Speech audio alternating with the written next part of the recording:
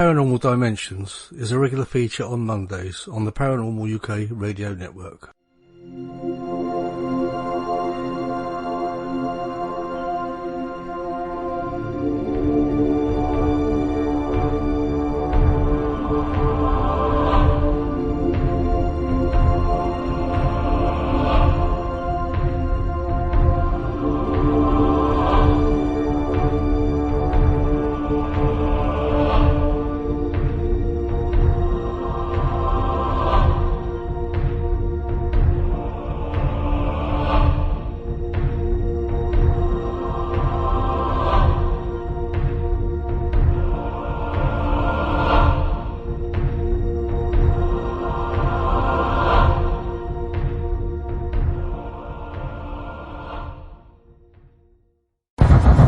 Good day to you.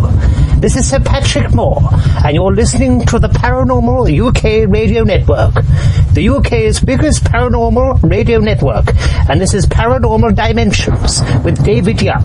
Paranormal Dimensions is as bright and powerful as our celestial star, the sun.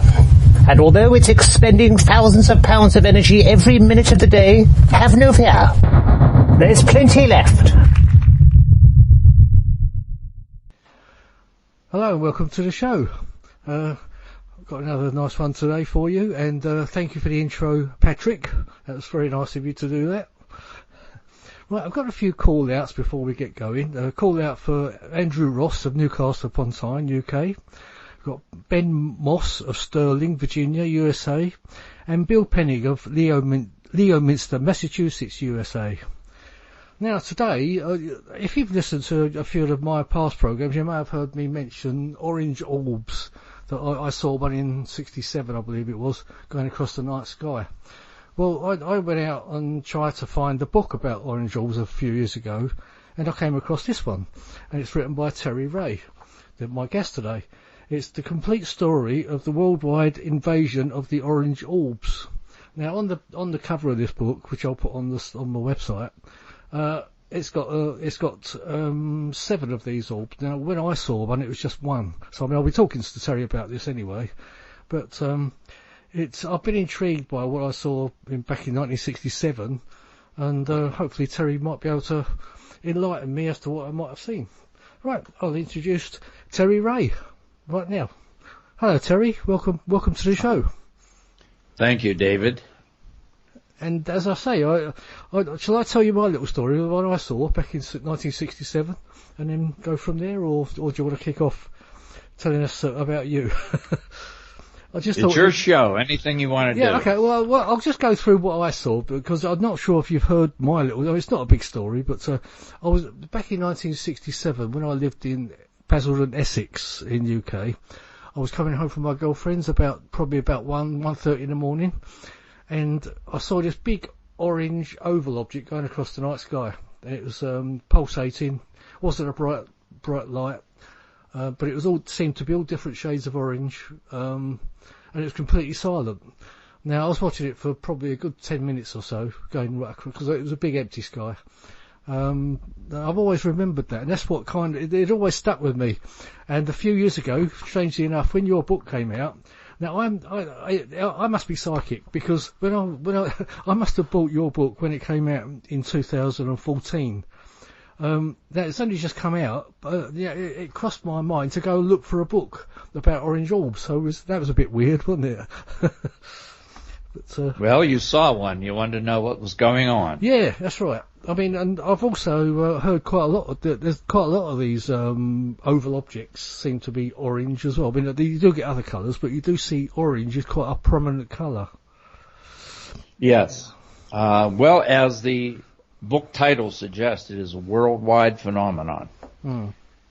All over the world. And you saw a classic orange orb. I don't know if you could estimate how high it was. And well, I would say, I mean, the trouble is, not knowing how big it was hard to say how high it was. I mean, it seemed quite high up, like as high as an aeroplane, basically. But, as I say, it's very, very difficult to judge how high it was without knowing sort of how big it was. So, that's true. It could have been the size of a planet for all I know, and Well, they vary in size. Being, the first time I saw orange orbs, as it describes in my book, was Ocean City, Maryland, and that was 2012. Mm-hmm. And I saw 8 orange orbs come one at a time right along the ocean shore, the Atlantic Ocean, from north to south. And they were, each one went through the same flight pattern. They came up, stopped about 5 miles from, I was sitting on a balcony, stopped about 5 miles from where I was sitting, headed out into the Atlantic, I'd say about 10 miles, rose directly to about, I'm a military pilot, so I'm a former military pilot, so I'm fairly good at estimating altitudes. But it rose to about 10,000 feet. It then continued south and went directly into a thunderstorm that was out to sea. And each one did this, exactly the same pattern. And I would estimate that these were very large orbs, probably 300 feet, from one side to the other.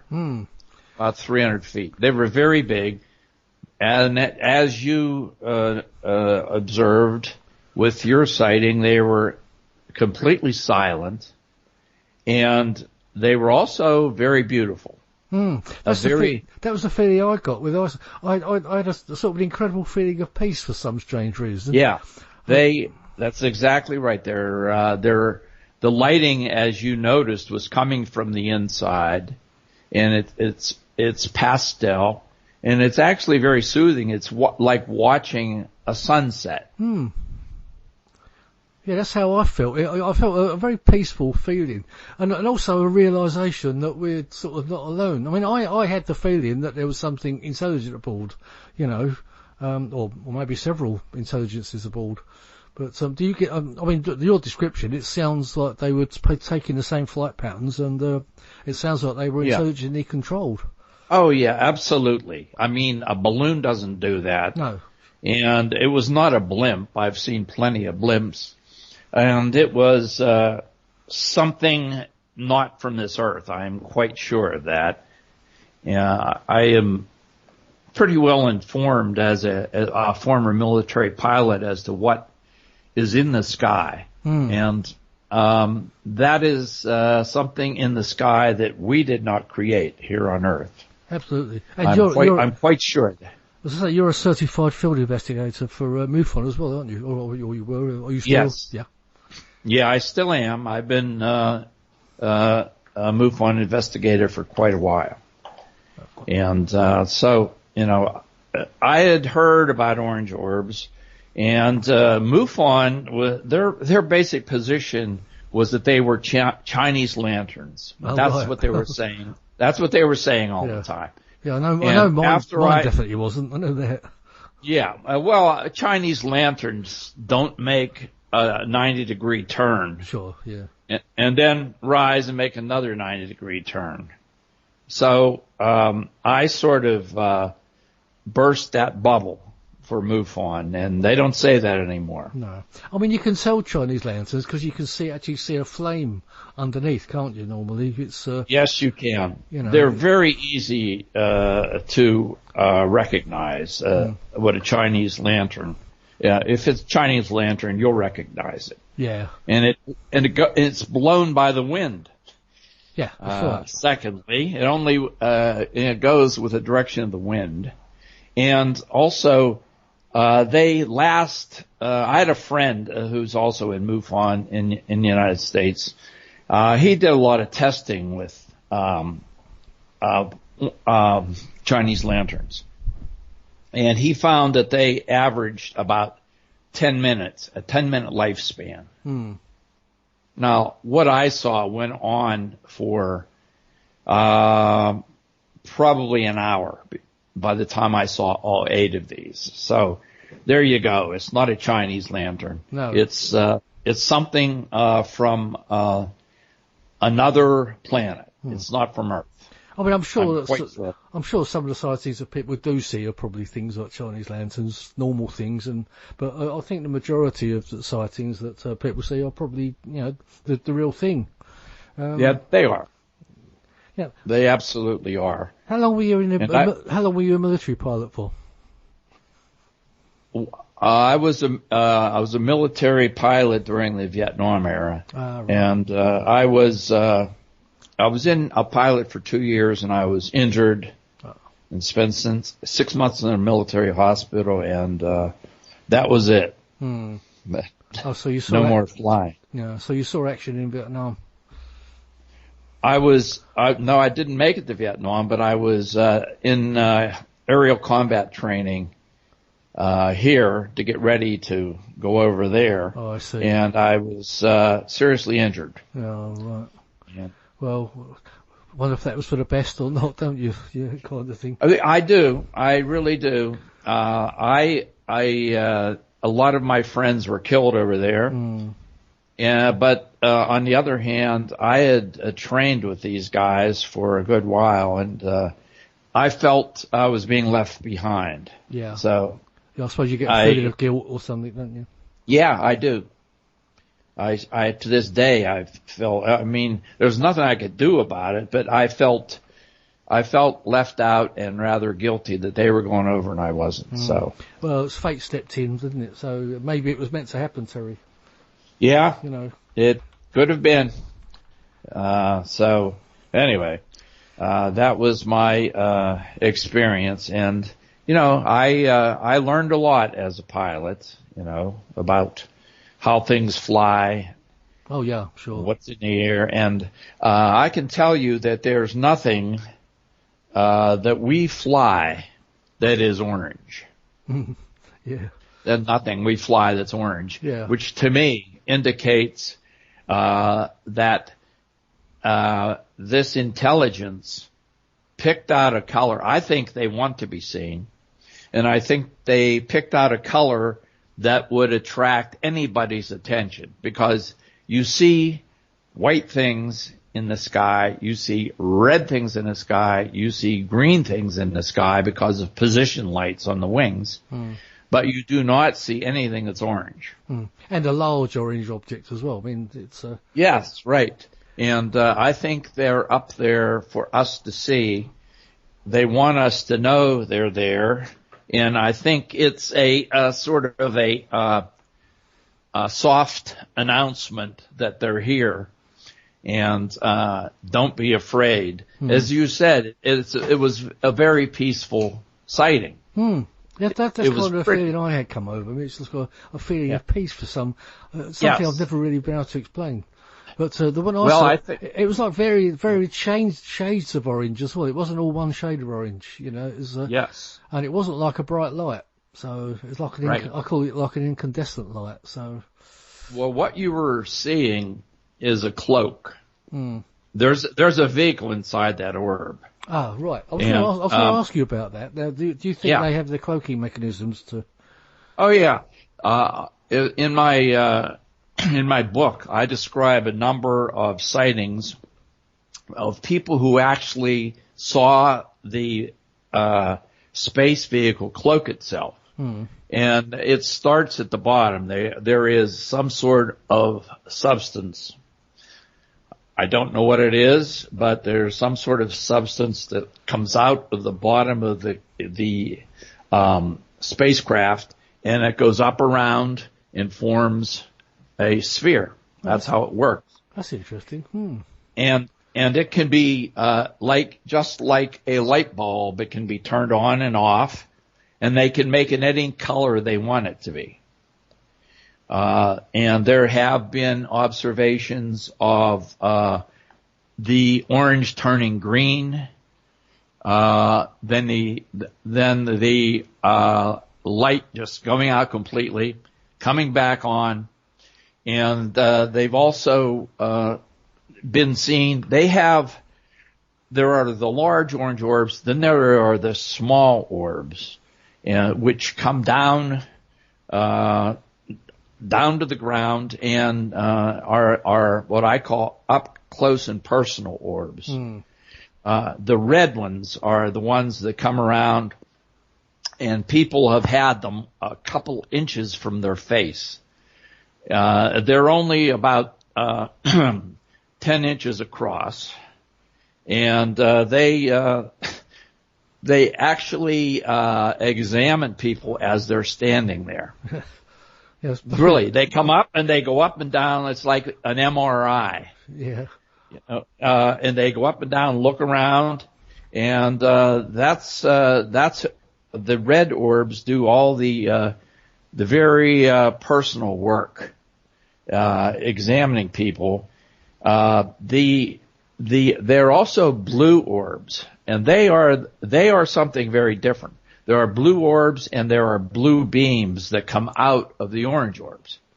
And they are, if you see a blue orb or a blue beam, beware.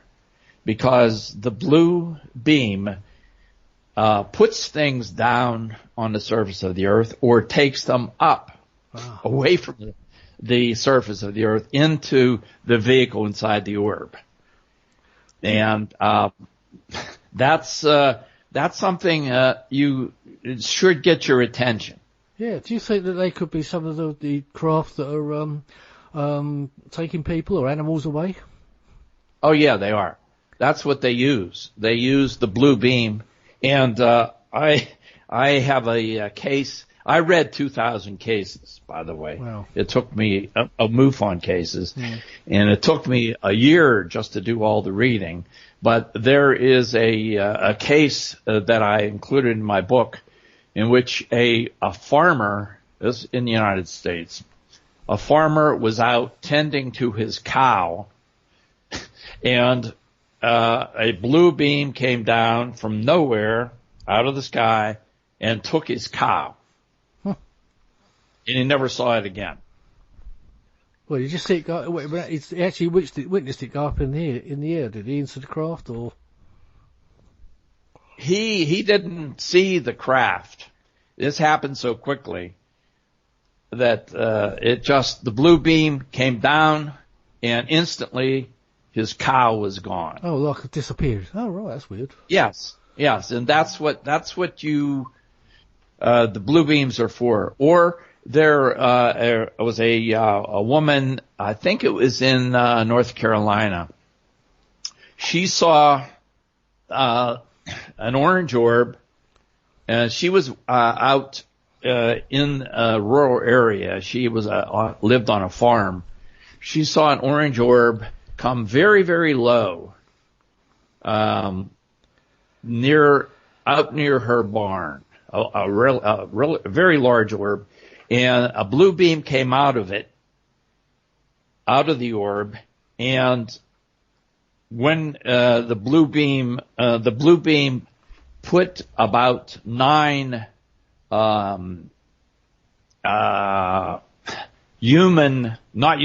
live persons. Entities, yeah.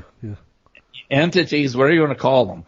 Down onto the earth, which were very, very tall and in black, a black skin tight, covering, some sort of, suit. And, she saw them, she said they ran, and they're very tall. They're about 9 feet tall, those that are, black. With the black covering. There's something underneath there, but they look black, shiny and black. She said they ran faster than anything she's ever seen. And then at some point a blue beam came down and they were gone.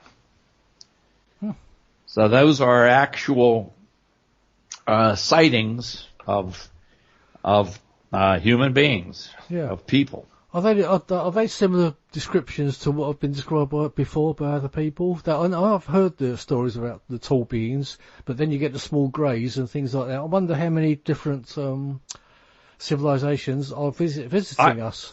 I think they're the tall black ones and the grays are part of the same species. You do? I'll tell you why. Because there were within the cases I read, there were a number of individuals who witnessed the grays being small. They on the average they're usually about, when they're seen, about 4 feet tall, and they were with the tall 9-footers, the tall thin 9-footers, and the people who saw them together described their relationship as what appeared to be a parent and child.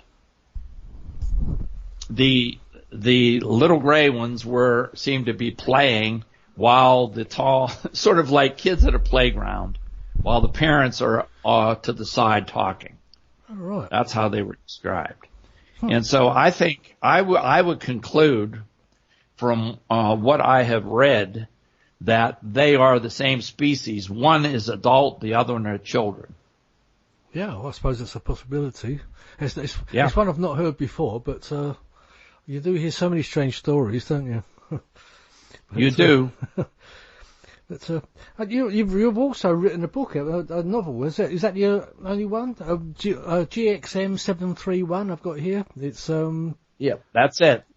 Yeah. I always wondered why. I mean, I think we all wonder. I think there's absolutely no doubt that there are entities from another, possibly another galaxy, another planet, are in our skies and they're visiting us. I don't think there's any doubt about that for anyone who's informed about it. But I've often wondered. I was just out the other night looking up at the sky, thinking about this, and I was just thinking, okay, I know you're there, and I know you're doing something here, but why are you doing this? I believe that the orange orbs are to tell us you have nothing to fear. We're here. You have nothing to fear. I think that's what their purpose is. But there are other orbs who come down to the Earth's surface, and they seem to be snooping around. That's about the only way I can describe it. But it's been going on for a long time though, and I just wonder what they're doing. What is their purpose? And I decided, given that I'm a novelist, I decided to write a story, an alien story, UFO story, from the aliens' point of view. Well, I think most Did you get it? Yeah, I think Get most what I'm saying? yeah, I do. I think most science fiction stories are based on true. Well, I would say true, but actually true. Well, theories, if you like, of actual experiences from outer space. Yeah, it's hard to explain. A lot of them are, but they're almost always from the point of view of the Earthling seeing something coming down. Yeah. To Earth. I wanted to write from the other point of view, from the aliens' point of view, coming to Earth. Right. Yeah. And what they're like and why what they're doing here. And that's why when I wrote GXM 731, that was the concept I had in mind. Right. I mean, there's an awful lot to be looking at here with everything that goes on anyway, isn't there? There is. The skies are very busy. And as I was telling you when we were messaging back and forth over the last couple of days, I am involved in a serendipitous occurrence, which has turned into a project in which a friend I have who has a house out in the very deep woods of Pennsylvania, and that's what we have around here, Pennsylvania. That's why they called it Pennsylvania. It's Penn's Woods. Oh, is it? We have lots of. I didn't know that. Yeah, that's how they got it. Sylvania. That's a very old Sylvan. That's very old. Actually, it's in English. word for forest. But anyway, she has, when she's not there, she keeps motion sensors around the house to make sure no one's breaking in.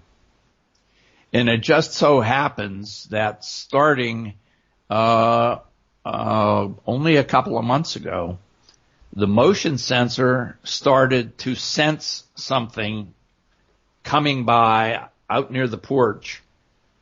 And the video, obviously it's something that's physical, or otherwise it wouldn't be setting off the sensor. But it is picking up orbs. And they are coming on a regular basis, and I sent you a couple. You did, yeah. And so, I don't know, let me ask you, it's the first time you've seen them. What did you think? Well, what did you think of the videos? Yeah, I thought they were quite amazing. And for anyone out there, I will actually put them on my Paranormal Dimensions page so you can see them for yourself. But yeah, I mean, they kind of match what I saw with the different colourings when you actually, because you closed right in on them, didn't you? Yeah, but, they appear on the video. Here's what I'm not sure of. One thing I'll have to ask her. I don't know if the video, ask her, being the person who owns the house and has the motion sensor cameras, I don't know if they only pick up black and white, but as you saw with the orbs, they are, perfectly round, and they don't look like they're being blown by the wind, and they're intelligently moving around as though they're looking at things. Would you agree with that? Absolutely, yeah, I do. But yeah, I mean, I don't know if. Go ahead. Yeah, sorry. No, I was going to say whether they come from whether they're extraterrestrial or interdimensional is another question, isn't it? That's all I was going to say. I happen to think that some things are interdimensional, because we only see a certain part of the spectrum.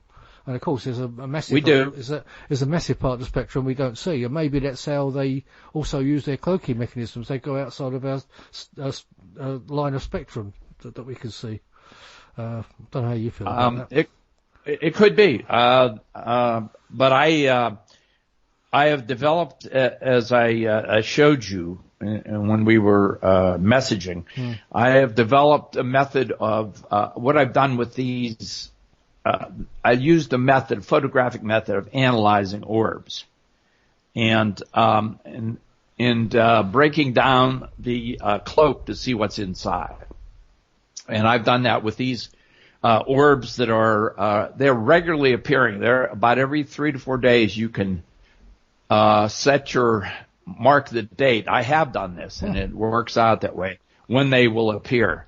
Which I'm going to do a stakeout up there in the near future on a date that it looks very likely they will appear. Oh, wow. Anyway, I was able to do a screen capture of the orbs that are on the videos I sent you, and then I analyzed them through this photographic process I have, and you saw what's inside.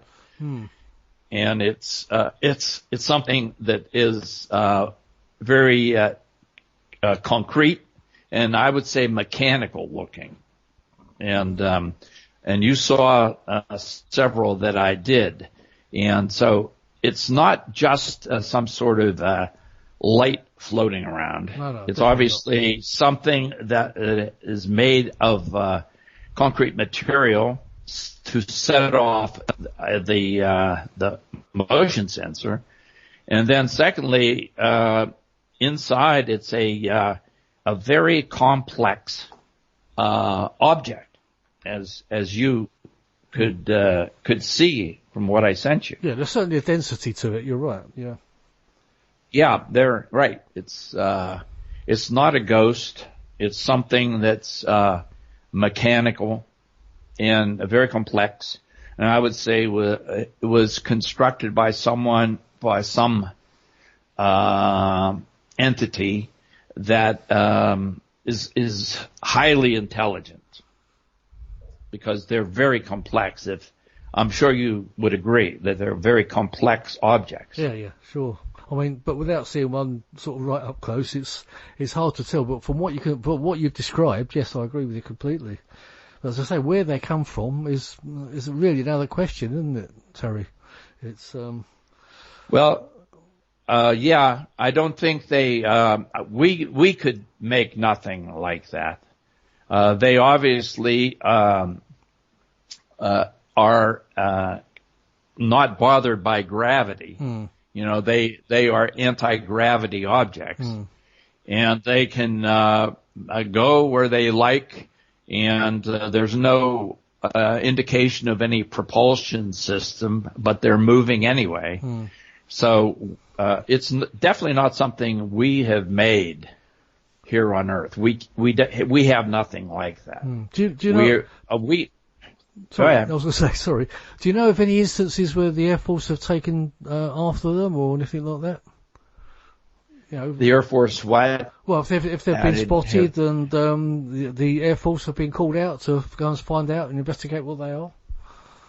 Oh yeah, they are. The military is out all the time investigating these things, but they are only recently.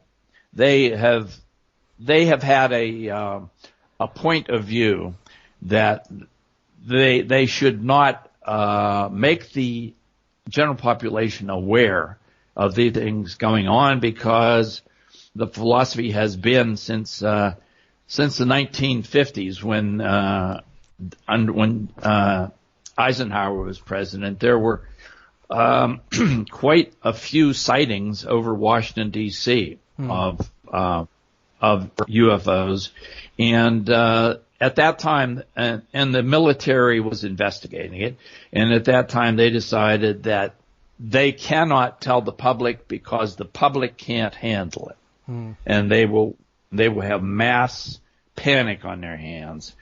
And only recently are they beginning to change their mind about this, because the U.S. Navy, I don't know if you've heard about this or not, but the U.S. Navy is now releasing video of UFOs that clearly are not made on Earth. Yeah, I have seen quite a bit about that. Yeah. Yeah, and so things are changing. But yeah, the government, I'm sure, has captured vehicles, and I'm sure they have some captured actual alien entities that a few have lived for a while. And one lived for approximately 5 years before he died. But anyway, they have lots of stuff, and when the government's going to actually let us in on that kind of thing, I don't know. Yeah, there's been like a trickle disclosure going on, hasn't there? You know, like trickling stuff out, but also releasing lots of files at a time. So there are some important files in there, but you've got to dig them out. It's like looking for a matchstick in a forest type of thing, isn't it? Sometimes. Yeah. Especially with all our British files that have been released. Yeah, you have your Rendlesham incident over there, and I'm sure there. I don't know if you know, but I live right nearby it, and Colonel Holt is a friend of mine. Oh, okay. I just had a conference for him. He was being my home last week. Yeah, nice fellow. Yeah, he's lovely guy. But I think there is still a lot from that incident that the government has not released, and I don't know if they're really involved in disclosure or if they're just sort of like throwing a little bit of candy to the children to settle them down. Do you know what I mean? Yeah, sure. I don't know which it is. I won't be convinced until they release something that's very substantive. Yeah, Yes. And show us one of the extraterrestrial crafts that they have in their possession. Yeah, you need the president to make a substantial announcement in front of everybody, don't you? Say they're here, sort of thing. That's I don't think that'll ever happen, though, do you? Well, I suppose it's got to happen one day. Well, here's the problem. The president, everyone thinks that the president or prime minister is all powerful. And there have been American presidents that have asked to see what they have in various places, various military installations within the United States. It goes back to like Kennedy, doesn't it? Yeah. Well, there's that's one of the theories about the assassination, is that he insisted on seeing these things, and they told him he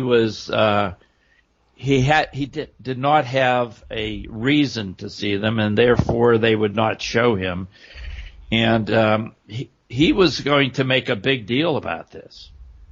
And he never had a chance to make a big deal about this. And when George Bush Sr., when he was head of the CIA, he was asked by several presidents to brief them on what they have and everything they're into. And George Bush Sr., as the CIA director, said, "You have no need to know that."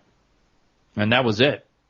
So we keep thinking that some president's going to reveal all this. I don't think so. And there is, are entities within the government that are far more powerful than the presidents or prime minister. Yeah, you're talking about like the what do we call it? Like the shadow governments, which are the more powerful ones. Yes. Yeah. Right at the top, as they describe, right at the top of the pyramid. What's it? They what? Well, yeah. If you look at the pyramid, they're right in the tip of the pyramid, like, and all the rest of us. So, like, we're right down the bottom, and you've got different layers, and yeah. And the way I heard it described is that presidents, the real power within the government is permanent. It's been there a long time, and it's going to stay there a long time. And the way they look at presidents is that they're interlopers. They come and they go. But they don't come and go. They are they're a permanent fixture, and they until they decide they want the public to know what they know, will be their decision, and I don't know if they will ever really come clean about it. Yeah, because you've got your Democrats and your Republicans in the States, but at the end of the day, there's somebody behind the scenes pulling both strings, aren't there? With whoever the president is. Yeah. The people behind the scenes are not political. They are very independent, and I remember reading it was a report on the top concerns of the government, and this was done back in the 50s and 60s, and you would think at the time would be war with Russia, atomic explosions, that sort of thing. But at the very top were extraterrestrials. In terms of concerns, what is important?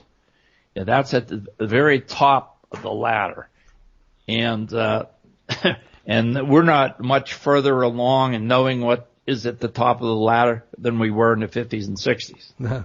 Do you know what I mean? I've heard about the reptilians are at the top, but what's your feelings on that? I mean, I don't know if I mean, a few years back, when I heard these stories about reptilians controlling people, I thought it was ridiculous. Yeah. But after sort of reading about it quite a lot over the past few years, it actually makes sense. You know, it's they're on a different dimensional level. And well, listen, I've seen and read so many things that I no longer rule anything out. And I've heard about reptilians. I have never none of the cases I have read involved them. As I said, I know about the very tall, black, shiny beings and the small, grayish beings. But I've heard about reptilians and read about them, but I personally have never read any specific cases about them. No, I tend to think that they're interdimensional beings rather than extraterrestrial. But that could be. That could be. I think I don't know if we're going to talk about ghosts. I'm no expert on ghosts, but I happen to think that ghosts are probably breaches in the boundary between the dimensions, and we occasionally see through it. That's exactly right. That's exactly right. That's how I see it. I do believe there's connections with all of that. Yeah. Yeah. It's just like the cloak around these vehicles. Sometimes we can penetrate the cloak and see it, and I think that's exactly what happens. I think by accident. With the various dimensions. The veil is just like for a very short period of time, the veil is breached or lifted. And then it goes back to normal. Yeah. I think that's when we're talking about interdimensional beings or seeing ghosts, people who have died, and we see them again. I think they've probably moved to another dimension. Yeah, I agree. And possibly we may look as ghosts to them. Yeah. That it could be. But I think you're absolutely right that it's unquestionable that there are a large number of dimensions. I think the latest estimation is 6. I don't know if it's gone up since then, but there are an awful lot of dimensions that science deals with as a fact. And so it's not something that someone's making up. No. It's something that we scientists deal with on a regular basis. Yeah, it's pretty interesting. Well, I would say, when did you originally become interested in the subject of UFOs, Terry? Was it was that because of your own experience, or? Yeah, it was. When I was about 10 years old, I was outside with a bunch of boys, probably a dozen of us, and we were playing football, but American football. Yeah. not soccer. We were throwing the ball around and tackling each other and all that kind of thing.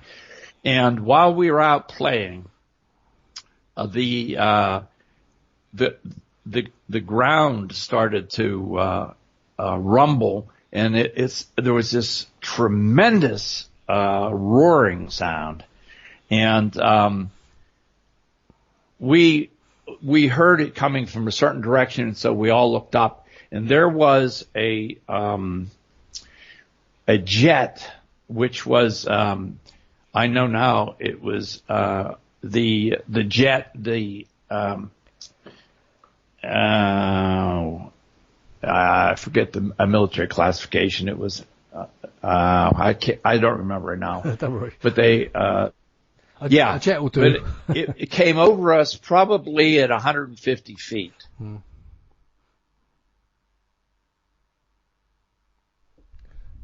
Hello, have you gone?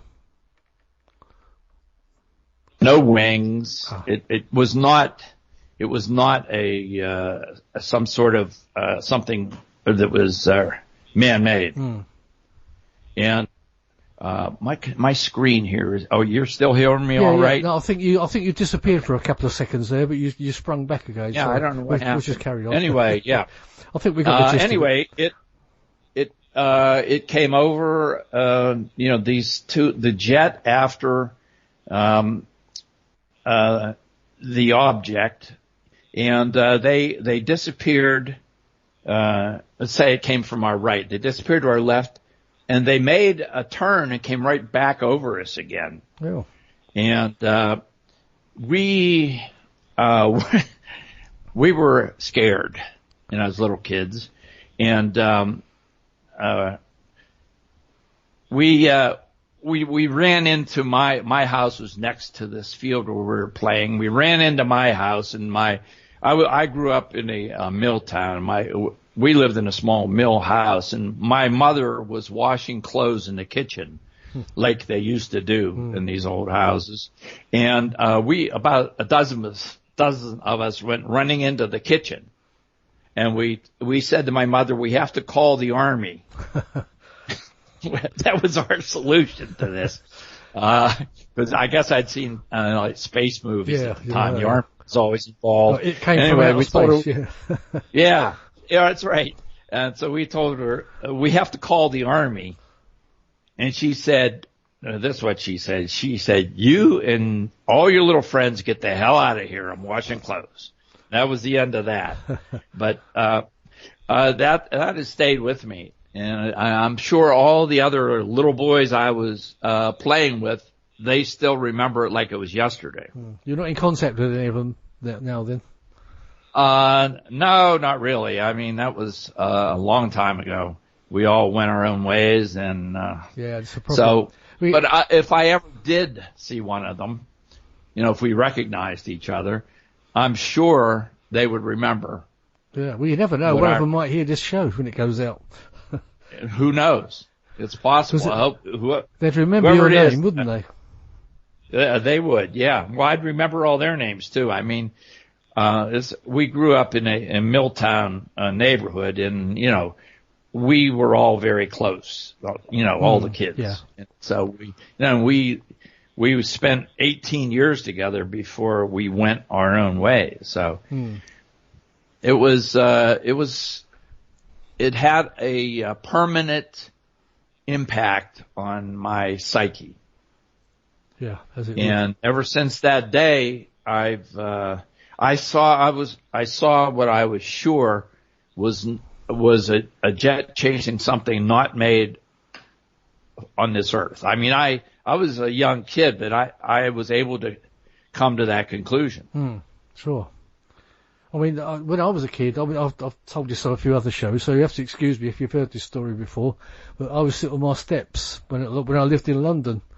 I must have been about 8 or 9 years old. I was sitting on the steps, and I was actually watching a star move and stop and move and stop.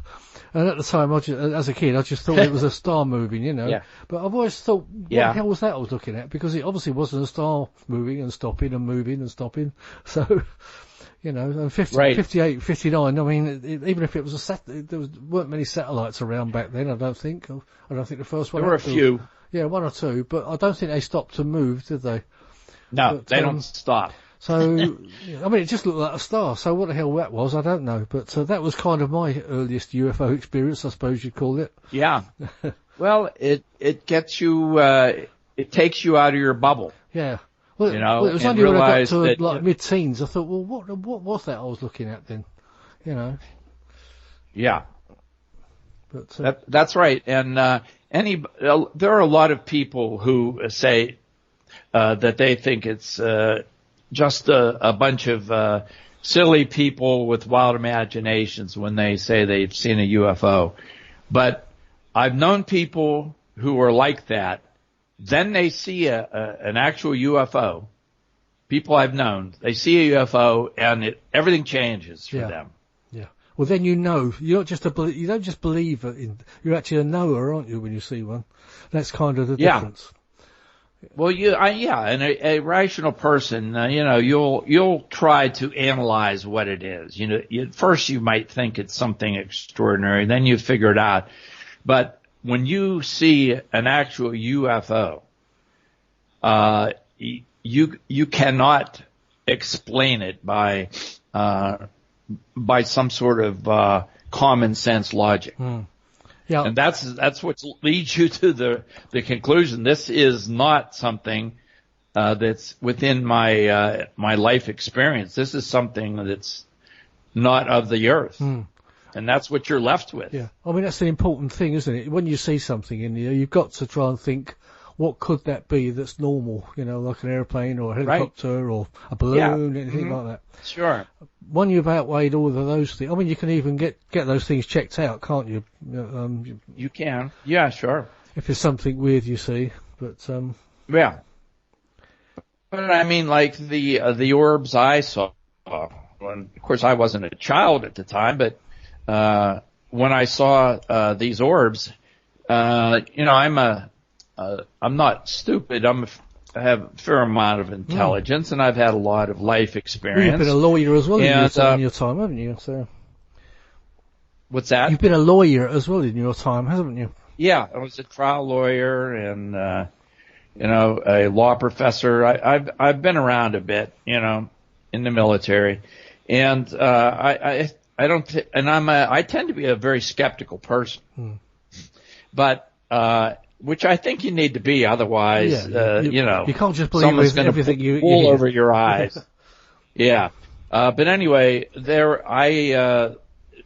there's no other explanation, no other logical explanation that I could come up with that except that this is something that cannot be from the Earth, whether it's from another dimension or another planet. It could be, but all I can say for sure is we didn't make it. Sure, yeah. Do you ever go to do you speak at conventions and whatever? Yeah, I have. I used to do it quite a bit. I'm busy. I'm a full-time novelist now, and it keeps. It's a funny thing. I always wanted to be a writer, and I really loved writing. But once you're signed by a publisher, it becomes a job. Yeah, they keep chasing you, won't they? Yeah. I mean, I'm put on a production schedule. And yeah, I know a few writers that get chased. Yeah, and it's a hard job. Yeah. Everyone thinks, writers are just writing from inspiration, but sometimes it's from perspiration. Yeah. For the anxiety of getting something out on schedule. Yeah. So it's a hard job, it really is, and it's a lonely job too. It's not most people when they work around other people. There's no such thing when you're a novelist. No, because you're just living in your own head, aren't you? I am, and when you write, you don't want people bothering you. Yeah, I know. And which has always been a challenge for me. I have 9 children. Oh wow. and when they were small, that it's only 3 still at home. Actually 2. The one just started college, so there's only 2 still at home. Out, yeah. Yeah, and it was difficult. I had to write like very early in the morning or very late at night, which in most cases was late at night. And that's what you got to do. Yeah, I suppose when you get you probably get something in your head during the day, like an idea, and you've got to try and hold on to that, haven't you? And you do, yeah. And what I do is I figure you're right, absolutely right. I'm driving along somewhere, going to pick up the kids, whatever, and I get an idea in my mind, but I don't write it down. What I figure is, if it's significant, if it's really good, it'll come back. It'll be coming to my mind again. That's the way I look at it. Yeah.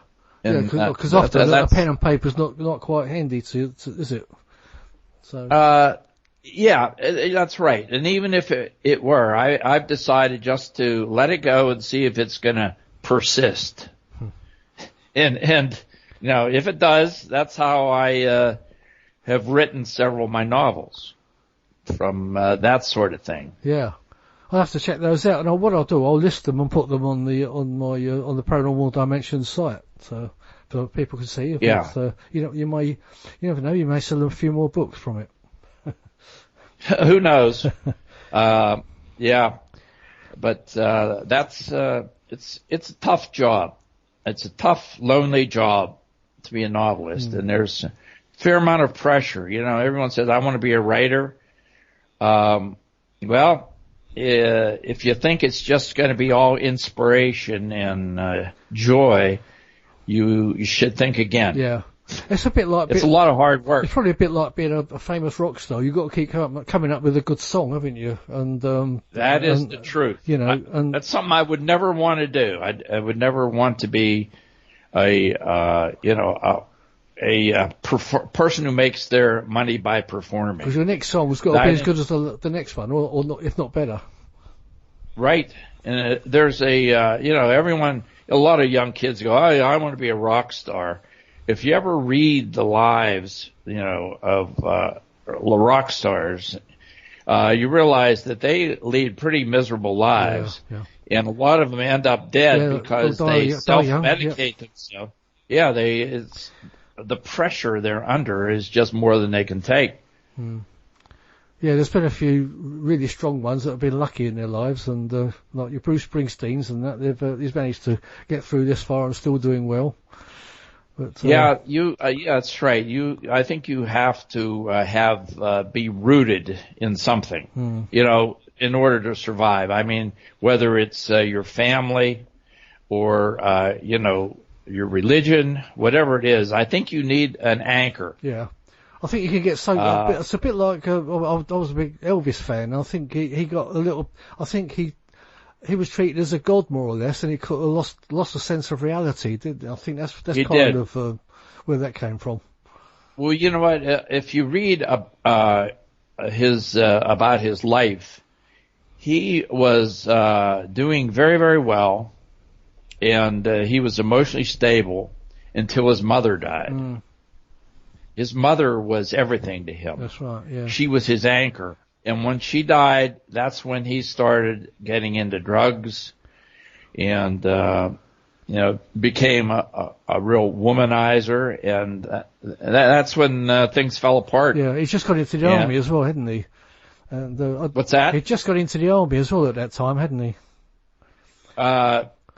Yeah. I think he was given special leave.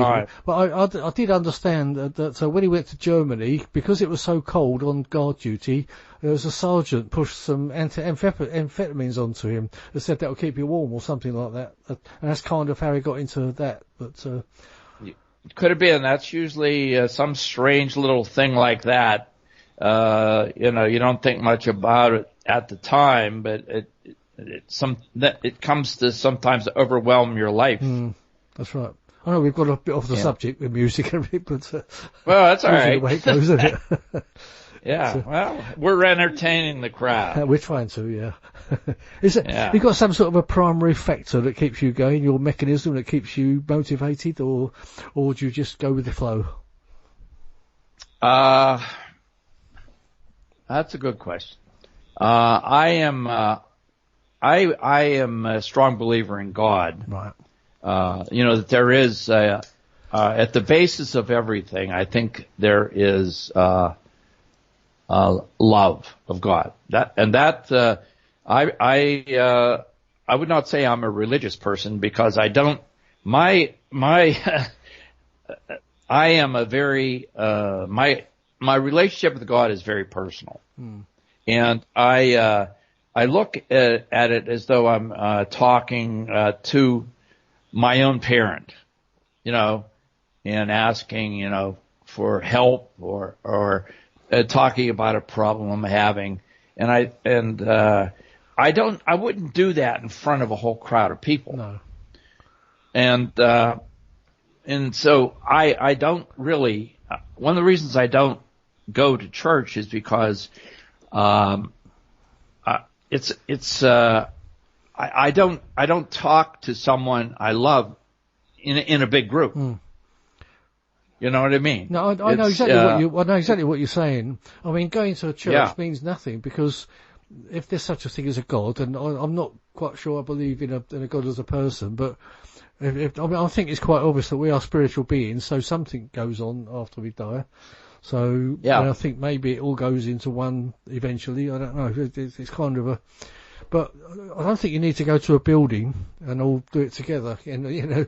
So I don't think going to church is important anyway. I think as long as someone's a good person and you try to live your life well, then I think you're on your way to being part of God yourself, aren't you? That's kind of the way I look at it anyway. Yeah, so do I. And also, I can tell you from my experience in life, some of the rottenest people I've known are known in the town as great Christians. Great churchgoers. And I don't go by what a person does once a week, in some building. I proceed by what they do, day to day. And that's how I make my judgment of a person. And it's just, as I said, the belief that there is underlying everything, there is good, and the good will prevail, and I'll be guided by good. That's one thing that keeps me anchored. And also, my family. I'm very close to all my kids, and I think that's important. Oh, absolutely. To have a good family around you, and a family that we all are very supportive of one another. All my kids help each other, and if someone said to me, "What's your greatest achievement in life?" I would say it's that. That I raise kids who care about their brothers and sisters. Yeah, that's very commendable. I mean, everyone gets their problems in life, don't they? They all need to help each other out. So right, and that's when if I have a role model in life. As I said, I'm a strong believer in God. I don't go to church because I don't believe in being in public when I communicate with God. But I do. I have been guided by what I've read about Jesus. I'm not necessarily a Christian, but I think the way his ideas about life and what's important to me are a very good model for living your life. And because his whole philosophy was that love is the most important thing in life. And I think you're very right. Yeah. Well, I think on that note, I think we'll leave it there, Terry. And I think that was a very nice way to end it. And okay. I really appreciate that. It was a very nice interview, and thank you very much. Well, thank you. Obviously, David. I'll put links and things to the books. I'll do a little search on Amazon and find all your books and things to put on. But thank you, Terry. That's been very interesting. I've been dying to talk to you about the orange orbs, and now I have. Well, night about the orange orbs and my life philosophy. Yeah, definitely. Got it all at once. That's been very nice. But I did enjoy talking to you, David. Oh, thank you very much, Terry. And hopefully maybe we'll do it again. I mean, now we're talking, we'll stay in touch, and anything new coming up, give us a call. I will. Have you ever, just before you go, have you ever been to the UK at all? Yeah. You have? When I was after my first year of college, I was very bored. I'm sort of an adventurous person, and I found it very boring. So I dropped out of college and had enough money, got enough money together to fly over to Europe, and was just about broke when I arrived. But I spent almost a year roaming around, and I spent time in. Actually, I worked for the NAFI. You know what that is? The Army canteen, yeah. Yeah. The military canteen. Yeah, the Army canteen. Yeah. when I was in Germany, I worked for the NAFI, and I got to know a lot of. I was a cook's helper, and I got to know a lot of the English guys there, and then I went on over to England. There was my dad's best friend. His sister lived in Nottingham. Oh yeah. Right. And before I left, his name was Jock Forbes. He was Scottish. He was my dad's friend. He gave me the address in Nottingham where his sister lived. So I went there and stayed, about a month in Nottingham. That's a really nice town. It is very old as well. Robin Hood country. A beautiful town. Yeah. And then matter of fact, and I also, I think you when you were doing your shout outs, you mentioned Newcastle upon Tyne. Yes. Yeah. I spent that actually reminds me a lot of where I grew up. I grew up near Pittsburgh, and it sort of reminded me of that a bit. Pittsburgh in the United States. And anyway, and then I went on up and visited with some other relatives, they're, I don't know, kind of distant cousin of a cousin, whatever, up in Nottingham. Not in Nottingham, in Edinburgh. Oh, right. You're going further north as well, yeah. a few nice castles up that way. Yeah. Edinburgh has a beautiful castle. And so anyway, yeah, I have spent time with the British and with the Scottish, and I really, it was a very, very good experience, and I learned a lot. My family is English and Scottish, so I sort of sort of like a touchstone. Yeah, you've got a lot of links here. I understand that. I think most Americans haven't they? Some sort of ancestry. Absolutely. That's why we're called cousins. Yeah, that's right. We're cousins across the pond. Oh, and one thing I did want to mention. Yeah, sure. With this process of being able to look through the cloaks and see what the actual craft looks like. That's my my next project for a book. Oh, right. Oh, that's interesting. Have you got a title for it yet? Pardon me? Have you got a title for it yet? Not yet. Oh. Okay. But I was about to write it down. Yeah. I let that go. I often, I don't usually start off with a title to a book. I let the writing lead me to a title. Right. Yeah. If you know what I mean. Yeah. And, so it's going to be, I'm going to, have a book of, a collection of photographs of all the, spacecraft I have, uncovered. And, some of them are in, stunning detail where you can actually see, like, it looks like doors and windows. Wow. And very, very, very, fine detail. It's amazing. It's hard work doing this, but I have been doing this for a couple of years, and I'm going to pick out maybe 100 of my favorites and put it into a, full color book. When do you expect that to be published, Terry? This year. I've already talked to my publisher about it. Doing something nonfiction is sort of out of my, job description, but, my publisher is cooperative about that. And, I've already told him about it. He's excited about it. He thinks will do well. I mean, who's most of the time when we think about spacecraft, extraterrestrial, we think about flying saucers and that sort of thing. They don't look anything like that. No. That was it. Yeah. They really don't. There's all sorts of shapes and sizes, aren't they? Yeah. They look nothing like you see in the movies. The real thing doesn't look anything like that. So, anyway, people will get a chance to see what a real UFO looks like. I shall look forward and look out for that, Terry. You'll have to give me when it comes out. You'll have to give me a nod and tell me when it's out. I'll send you a copy. Oh, lovely, thank you. I'll send you my address. Okay, good. Do that. Anyway, so we had a bit of an epilogue there. We've already said goodbye. Now we're going to say goodbye again. Thank you very much for that. Okay, thanks. It's been great talking to you, Terry. Thank you very much for coming on. Okay, thank you. Have a nice evening. Thank you. Bye bye.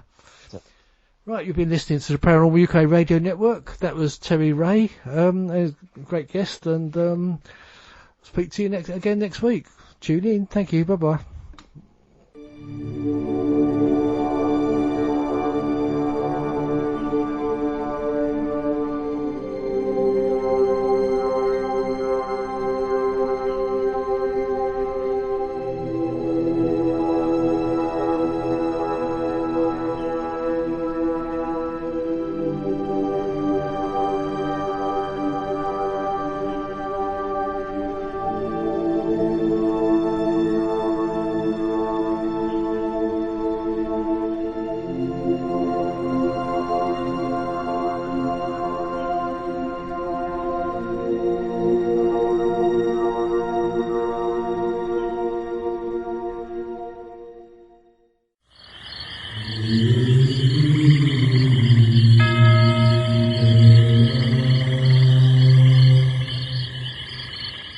Paranormal Dimensions is a regular feature on Mondays on the Paranormal UK Radio Network.